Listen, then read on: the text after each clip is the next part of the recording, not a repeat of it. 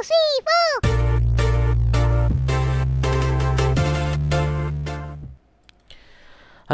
Gunarwan dan Gunarwati sekalian, ketemu lagi ya di channel saya Gunar Os. Dan kali ini kita akan membahas tentang cedera pemain ya, yang kok kayaknya musim ini Arsenal banyak banget nih cedera pemain. Dan juga dari sebenarnya bukan hanya Arsenal, tim-tim lain pun ini sepertinya juga mengalami banyak cedera pemain gitu ya. Dan ini satu hal yang perlu sepertinya perlu diperhatikan gitu ya. Dan setelah saya teliti, ternyata ini juga berujung pada masalah hukum kepada UEFA dan FIFA nih ya. Makanya ini judul saya ini, banyak pemain cedera, ini apakah salah dari FIFA gitu ya.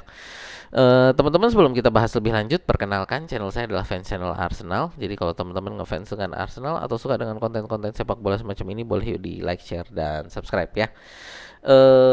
Dan ya, tidak berlama-lama kita mulai dulu ya. Ini di list pemain kita yang cedera ya. Sebentar saya buka dulu. Nah, ini ya list pemain kita yang cedera. Kita lihat di sini Arsenal ada 10 pemain ya yang cedera. Sebenarnya ini bukan 10 pemain cedera. Ini satu neto, ini sebenarnya bukan cedera tapi halangan bermain ya. Tidak boleh bermain melawan klub orang tua, jadi parent klubnya, karena dia hanya pemain pinjaman. Berarti di sini kita ada 9 pemain cedera. Ini ada Martin Odegaard, Ben White, Jurrien Timber, Kai Havertz, Bukayo Saka, Thomas Partey, Alexander Zinchenko, Gabriel Martinelli, dan Kieran Tierney. Dan dari 9 pemain yang cedera ini, 4 ini karena bermain membela timnas. Martin Odegaard, Bukayo Saka, Gabriel Martinelli, dan Kieran Tierney. Itu cedera pada saat membela timnasnya masing-masing. 3 saat bermain, Gabriel Martinelli ini pada saat latihan gitu ya. Jadi ini tren yang sangat mengkhawatirkan gitu ya. Kita lihat juga ini ya, di Manchester United ada 9 ya pemain ini cedera semua ya, cedera semua. Saingan kita juga lain lagi, siapa nih? Liverpool. Ini ada 5 pemain ini juga cedera semua ya. Oke, ya ini cedera ya. Manchester City 4 gitu ya. Kalau Manchester City ini bahkan bukan hanya, kalau menurut saya bukan jumlah pemainnya yang cedera ya, cuman 4 sih ini, tapi adalah lama cederanya gitu kan, kayak Rodri ini semusim. Kevin De Bruyne ini juga jangka panjang ya. Jadi ini sesuatu yang menjadi masalah gitu kan. Masalahnya di mana? Nah, ini yang tadi kalau kita ngomong Rodri, nah ini satu hal yang menurut saya kita bisa menurut saya setuju dengan pemain Manchester City ini ya, Rodri ini, bahwa Rodri pernah mengatakan bahwa jadwal permainan di Eropa ini sekarang terlalu padat gitu ya. Dan Rodri sendiri bilang ini bahwa para pemain Eropa ya, pemain Eropa ini sudah sangat dekat hampir melakukan mogok bermain gitu ya. Dan ya ini juga diperkuat dengan perkataan Mikel Merino ya. Mikel Merino juga mengatakan bahwa ya benar, pemain Eropa ini sudah hampir melakukan mogok bermain ya. Dan ini menurut saya karena jadwal yang sangat padat, bukan hanya menurut saya, bahkan ya ini dari perkataan dari para pemain sendiri dan juga dari asosiasi pemain ya. Ini sebentar, kalau saya buka ini, sebentar, ini saya mau buka dulu. Oke ya, oke, nah ini ya. Jadi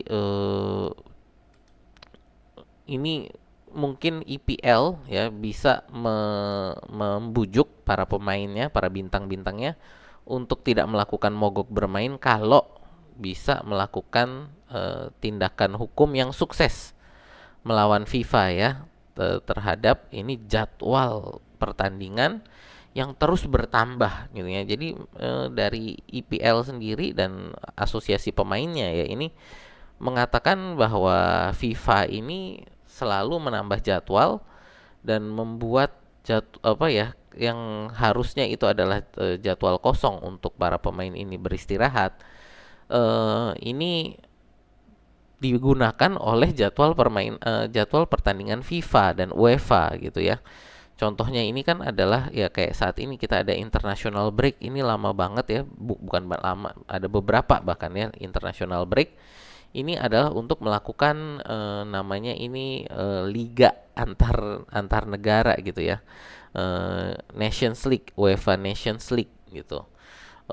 Dan juga kalau kita lihat dengan adanya format baru Champions League, apalagi Champions League, Europa League dan Conference League ya, ini menambah jumlah pertandingan juga. Jadi pertandingannya ini minimal seminimal minimalnya ada tambah 2 pertandingan pada fase liga ya, berbanding dengan fase grup musim kemarin.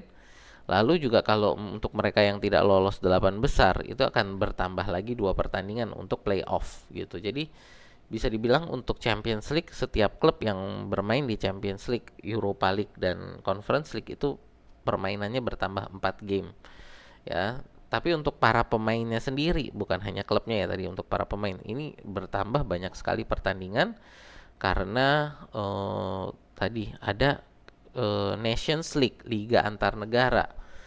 Lalu juga untuk pertandingan Piala Dunia antar klub yang akan dilakukan oleh FIFA juga ya.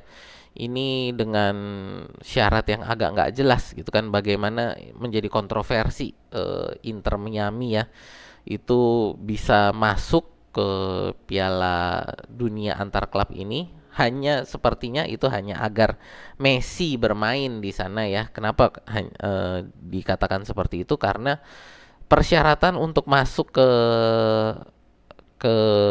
Piala Dunia antar klub itu untuk zona Amerika itu nggak jelas gitu ya. Jadi nggak jelas, nggak diumumkan sampai klubnya Messi menang sesuatu baru dibilang oh itu syarat untuk masuk. Jadi tiba-tiba masuk lah gitu ya. Jadi itu menjadi satu kontroversi teman-teman. Itu cerita lain lagi, tapi teman-teman bisa cek itu bagaimana klubnya Messi itu Inter Miami ya, itu bisa masuk Piala Dunia antar klub, itu menjadi satu kontroversi. Dan itu Piala Dunia antar klub ini juga membuat Manchester City itu tidak punya waktu istirahat juga ya, yang dimana harusnya jeda jeda jeda jeda akhir musim dengan awal musim gitu ya, itu menjadi satu tempat untuk para pemain beristirahat. Lalu klub juga melakukan perencanaan untuk musim depan. Nah, ini akan habis dipakai oleh Piala Dunia antar klub ini kalau Manchester City mainnya sampai selesai. Dan ini sekarang saja Manchester City sudah mengajukan untuk penundaan pertandingan ya untuk awal musim depan, karena dengan adanya Piala Dunia antar klub ini mereka tidak punya banyak waktu untuk beristirahat gitu ya. Jadi di sini ini menjadi satu masalah ya, menjadi satu masalah karena jadwalnya terlalu banyak. Dan tadi yang seperti dibilang FIFA ini dengan posisi mereka ini terlalu memaksakan untuk jadwal-jadwal yang seharusnya ini adalah jadwal kosong untuk para pemain beristirahat, untuk klub melakukan untuk recharging lah, untuk supaya para pemain ini bisa pulih kembali. Ini benar-benar dipakai oleh pertandingan-pertandingan UEFA dan FIFA gitu ya. Dan para pemain sudah merasakan bahwa ini tekanannya terlalu banyak. Bahkan kalau kita lihat ini sebentar beban kerjanya ini nih, sebentar saya buka ya teman-teman di sini ya. Ini menurut FIFPro ya, FIFPro ini adalah lembaga pemain ya. Jadi untuk persatuan para pemain secara global ini mengatakan bahwa pertandingan yang ada di Eropa ini untuk klub-klub papan atas ini bermain lebih dari 55 pertandingan per musim, jauh di atas angka batas yang disarankan oleh FIFPro. Ya tadi sekali lagi FIFPro ini adalah persatuan pemain internasional ya di seluruh dunia. Jadi persatuan pemain seluruh dunia ini mengatakan ini sudah terlalu banyak gitu ya. Jadi ya ini menjadi satu masalah ya musim ini, betapa banyaknya jumlah pertandingan yang terjadi gitu. Jadi ya ini menurut saya juga harus segera diperbaiki. Dan para pemain sendiri ini sudah mengatakan bahwa kami akan bermain lebih bagus kalau kami bisa beristirahat dengan baik. Jadi sekarang kita menghadapi masalah kuantitas melawan kualitas. Apakah kuantitas permainan yang lebih banyak gitu ya, lebih banyak permainan ini sebagai fans, apakah kita akan lebih menikmati, atau justru dengan permainan yang banyak ini jadinya membosankan? Kenapa? Karena para pemain terlalu lelah. Akhirnya mereka hanya passing-passing ke belakang nggak jelas gitu ya. Hanya supaya mereka bisa menghemat energi gitu kan. Atau memang kita permainannya lebih sedikit tapi lebih intens permainannya gitu kan.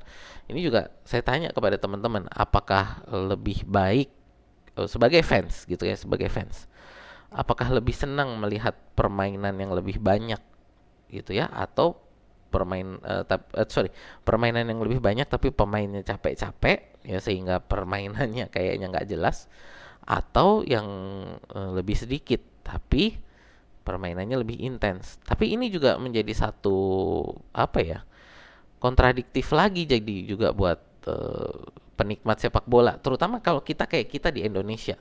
Kalau di Eropa mereka punya liga yang bagus, jadi klubnya permainannya bagus. Kita bisa menikmati permainan antar klub, pemain-pemain tersebut untuk bermain di klub, sehingga penikmat sepak bola klub untuk klub Eropa gitu ya, merasa bahwa pertandingan internasional ini nggak penting.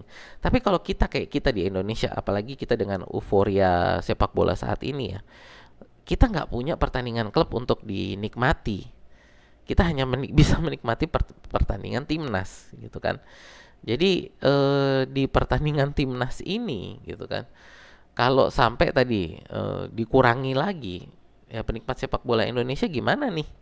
Gitu kan, apakah akan bisa menikmati sepak bola lebih banyak pemain-pemain kita, apakah kita bisa lebih menikmati para pemain timnas kita kalau lebih sedikit jadwal pertandingan internasionalnya gitu kan. Ini jadi menjadi satu problem juga karena ya untuk negara-negara yang klubnya, pertandingan antar klubnya bapuk kayak kita gitu ya, yang bisa kita nikmati kan adalah pertandingan timnas gitu. Nah ini jadi menjadi satu problematika juga gitu ya. Tapi bagi saya, menurut saya tentu lebih penting adalah kesehatan para pemain ini. Jadi ya yang supaya kita bisa menikmati sepak bola, para pemain ini harus fit dan mereka harus bisa bermain dengan bagus gitu kan. Apa gunanya kita nonton pertandingan-pertandingan ini kalau mereka mainnya dalam kondisi capek gitu kan. Untuk pemain Indonesia sendiri kan sekarang banyak mereka bermain di Liga Eropa. Ya jadi kalau dalam kondisi pertandingan mereka di Eropa sudah padat, ditambah pertandingan timnas, ternyata mereka di timnas juga mainnya dengan kecapean gitu kan. Ya kita juga menikmati sepak bola kah, atau hanya melihat mereka main passing-passing ke belakang karena tadi menghemat energi gitu kan. Nah ini menjadi satu pertanyaan juga, dan saya ingin menanyakan kepada teman-teman, gimana nih menurut teman-teman untuk jadwal pertandingan Eropa dan dunia saat ini untuk sepak bola? Apakah teman-teman lebih mendukung lebih banyak kuantitas, lebih banyak pertandingan sehingga lebih banyak yang bisa ditonton, atau pertandingan yang lebih sedikit tapi lebih berkualitas? Ya, pertandingan yang lebih intens, lebih seru, ya, lebih banyak posisi-posisi menyerang gitu kan. Dan ini juga saya bahas kemarin kan, bagaimana Arsenal sekarang lebih bertahan. Menurut saya ya ini salah satu faktornya adalah faktor menjaga stamina juga gitu. Bagaimana sejak 2 musim lalu Arteta selalu melakukan pergantian pemain di menit 60-70 ya, bukan lagi di menit 90-an gitu, karena harus menghemat energi para pemain gitu ya. Nah ini jadi kualitas atau kuantitas gitu. Dan apakah dengan kuantitas yang terlalu banyak ini membuat para pemain terlalu rentan cedera? Ya itu sih pembahasan dari saya. Terima kasih buat teman-teman yang sudah nonton sampai sini. Terima kasih sudah like, share, dan subscribe ya. Itu aja sih untuk saya saat ini. Sampai jumpa di video kita berikutnya ya.